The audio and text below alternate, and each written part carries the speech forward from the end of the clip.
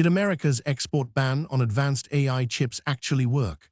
A United States trade official just said very few Nvidia H200 chips have shipped to China, and that number is the smoking gun that changes the entire tech trade war.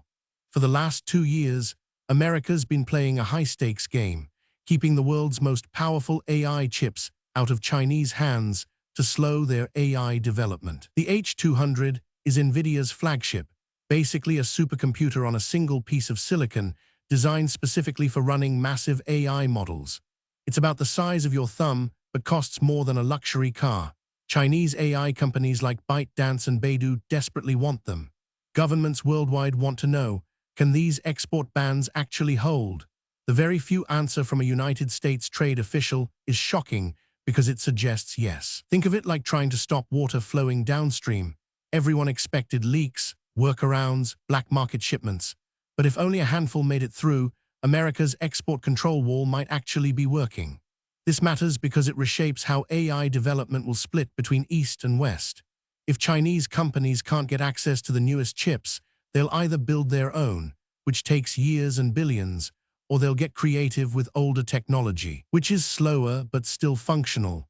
Either way, the competitive landscape just shifted.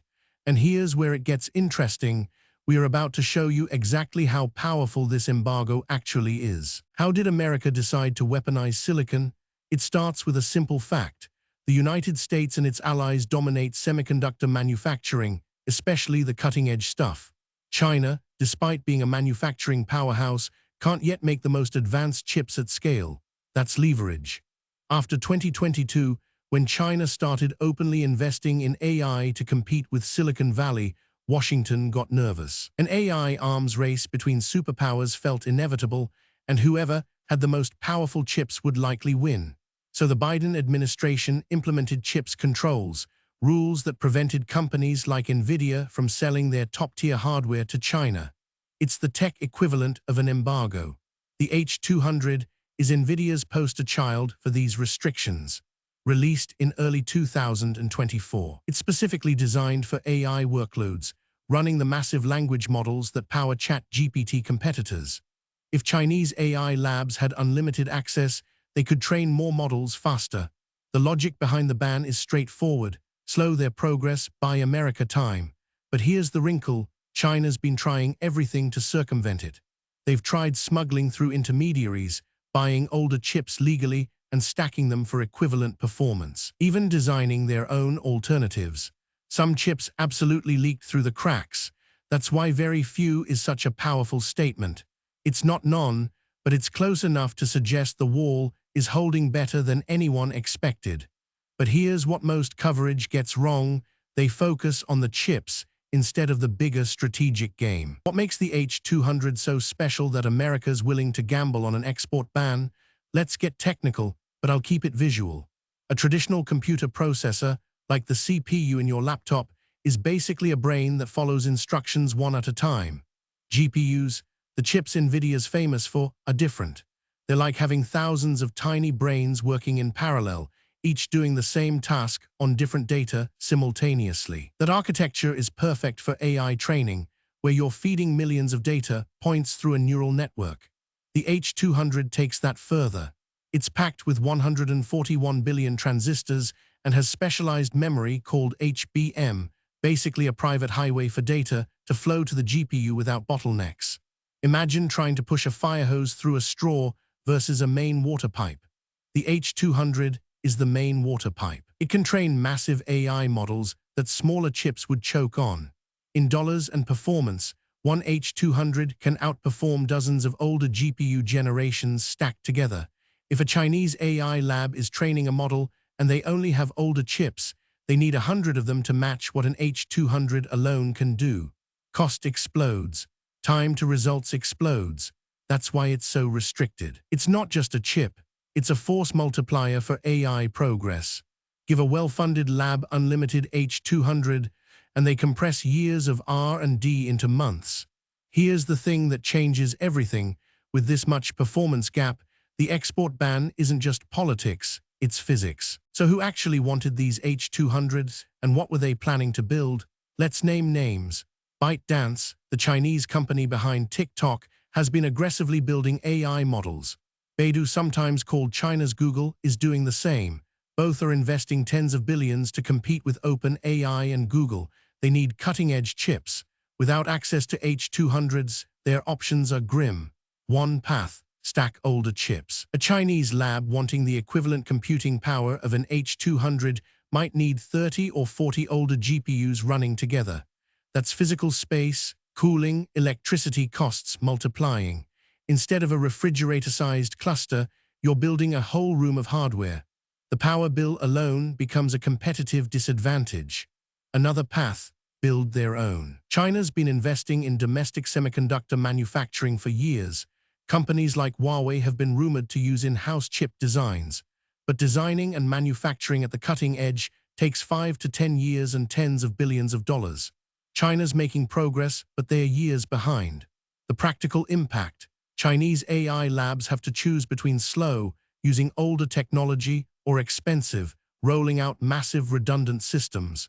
Meanwhile, an American lab with H200s trains the same model faster and cheaper. It's like a sports league where one team has perfect equipment and the other has vintage gear. You can still compete, but you're working against physics. That export ban just became a concrete advantage in the AI race. And that's just the beginning, because restricting chips isn't just about slowing one race, it's reshaping the entire competitive landscape. Let's get specific about what better actually means. How much faster is an H200 than the chips China can legally access? An H200 has about 141 billion transistors and a memory bandwidth of 4.8 terabytes per second. Compare that to an older generation like the A100, which has about 54 billion transistors and runs at 2 terabytes per second. That's roughly a 3 to 4 times performance bump, not huge, but in AI, every 3 times is significant. But here's where it gets interesting. Nvidia's still allowed to sell older chips to China under certain restrictions. An A100 or H100 from a generation back, that's technically legal, though scrutinized. So Chinese labs can get those. Real divide isn't H200 versus nothing. It's H200 versus last generation plus workarounds. In practical terms, an American lab training a large language model on H200s might finish in 2 weeks. A Chinese lab with older chips stacked together might take 8 weeks. That's 6-week delay. In the fast-moving AI space, 6 weeks is an eternity. Models trained faster become deployable faster. Revenue starts flowing months earlier. Multiply that across dozens of AI projects running in parallel, and you're looking at American AI labs shipping features seasons ahead of Chinese competitors. The kicker: China can't just wait for the next generation to become older. Nvidia's got new restrictions waiting in the wings. The export control game is a cat-and-mouse race where America keeps raising the bar. And this is where things get surprising. The older hardware China relies on becomes both its workaround and its ceiling. If China can't get the newest chips, what's their next move? And here's the uncomfortable truth: they've got more options than you'd think. First, China's accelerating domestic chip production. Companies like Huawei have been quietly designing their own processors, not at Nvidia's level yet, but getting closer. Investment in local semiconductor fabs is exploding. It's expensive and slow, but it's a long-term hedge against export bans. Second, they're optimizing AI models to run on lower power hardware. This is genius. Instead of needing the fastest chips, you design algorithms that are just efficient enough to work on constrained hardware. It's like engineering a car to run on less fuel instead of buying a bigger engine. Third, and this is the sneaky part, they're buying through intermediaries in countries with looser restrictions. A chip sold to Singapore for Singapore use might end up in Beijing. It's a legal gray area.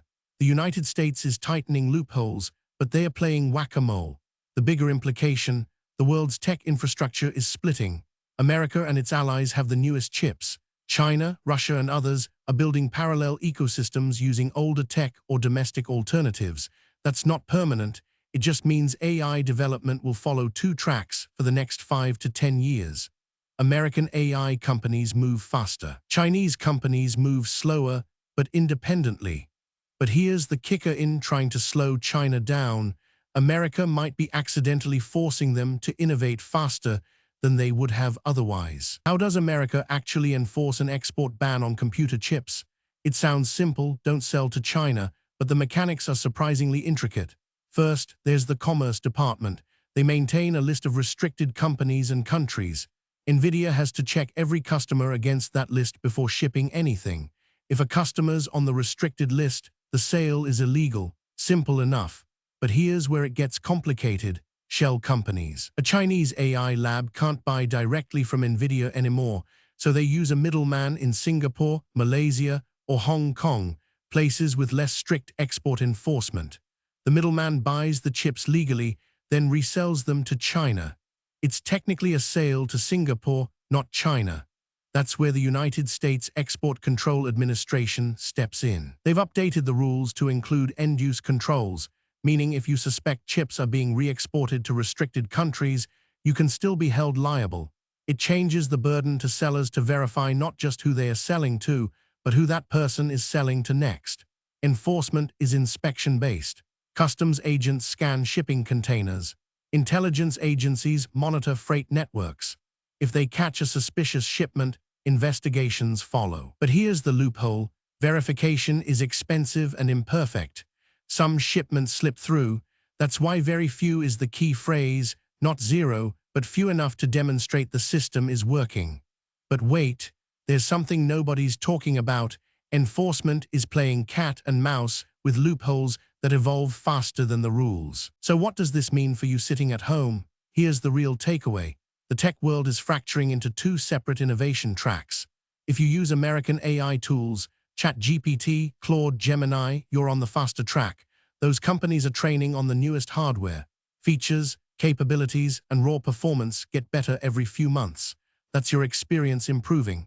If you're in a region where Chinese AI tools are prevalent, or you work for a company using Chinese AI services, development slows down, not stops, slows. You'll see updates eventually, but they'll lag behind American equivalents. For developers and entrepreneurs, this is critical. American AI startups have an 18 to 36-month lead on Chinese competitors just from hardware access. That's a moat, a competitive advantage that's hard to cross. If you're trying to build an AI company, your location and market access matter more than ever. Here's what this means for you. The technology you use tomorrow will be shaped by where those chips are flowing today. Watch for two things in the next year. Do Chinese domestic chips reach performance parity faster than expected? And do export controls tighten further or start to slip as countries resist the economic pressure? The answer determines whether AI development splits permanently or converges again. That shapes the technology landscape for the next decade. Follow for daily AI news to watch how this plays out.